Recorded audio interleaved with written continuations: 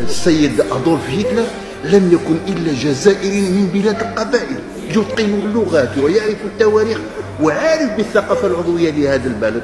وقلت له هو جد الهاشمي الشريف رئيس حزب التحدي السابق.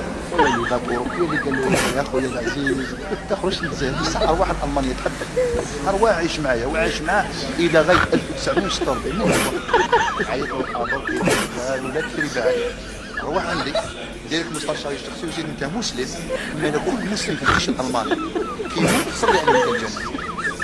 فصار نصلي الجنائز على الجنود القتلى المسلمين في الجيش الالماني. اثنين قالوا ابني جامع كبير في الالمان حيث كاع المسلمين وصلي طرف فيها تعلم فيها ولا رجل قادر على الطريق صالح صالح